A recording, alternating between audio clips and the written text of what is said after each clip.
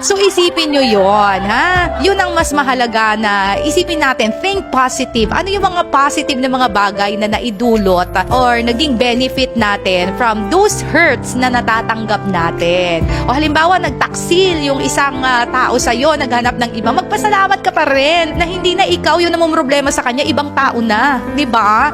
Nawalan ka na ng burden sa iyong shoulder.